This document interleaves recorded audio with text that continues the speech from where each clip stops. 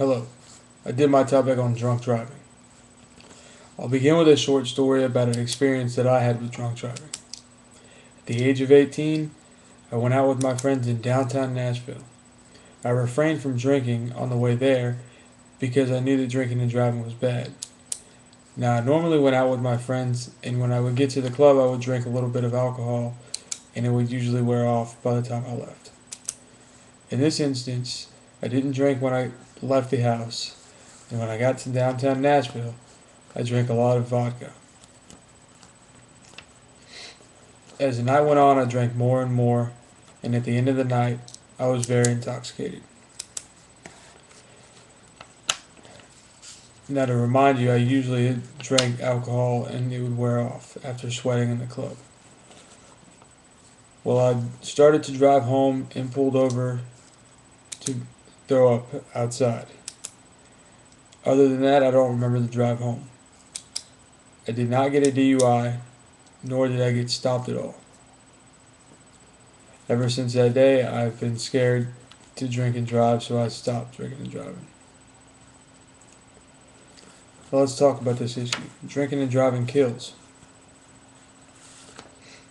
There are alternatives out there that we can help with teens and other young adults to refrain from having these accidents. In 2009, there were over 2,500 fatalities caused by drinking and driving. 30% of the fatalities were caused by a person who had a blood alcohol content level of 0.08 or more. 0.08 is the legal limit. For teenagers or anybody under the age of 21, the legal limit is 0.02. Now, 0.02 is about one beer.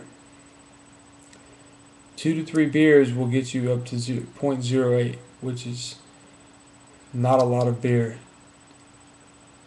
I had an experience of in college living in a fraternity house where we would binge drink, and get really drunk.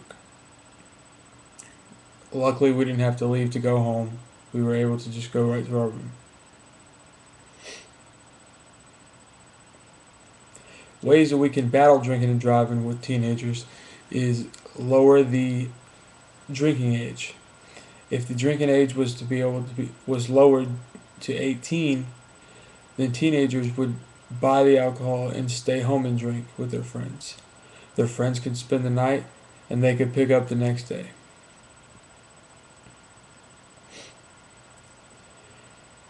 Now, motor vehicle accidents are the number one cause of teen deaths.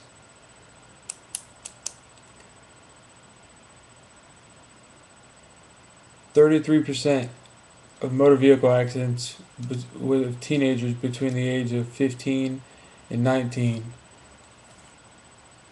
were caused from alcohol. More or less, the parents didn't know the teenager was leaving, as well as drinking alcohol. Now, if we can combat this issue with areas for teenagers to go if they are drunk, or people to call to give them a free ride home.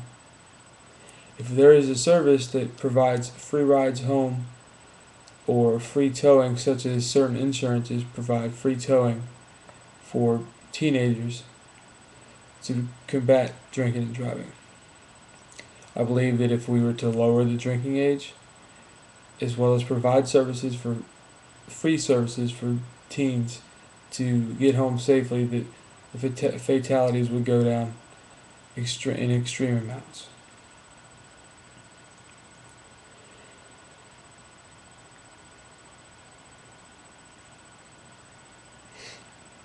I believe that underage drinking and driving can be stopped. Anything is possible. So in conclusion, drinking and driving kills. Now, before you get behind the wheel after a few drinks, just remember, it only takes a few before you can go to jail. If you get stopped for drinking and driving, the legal costs can be extreme. The lawyer ranges from $1,500 to $4,000. The court costs can be anywhere from $100 to $1,000, or you can pay the ultimate price of death. Now, before you or your friend gets in the car, make sure you think about your choices.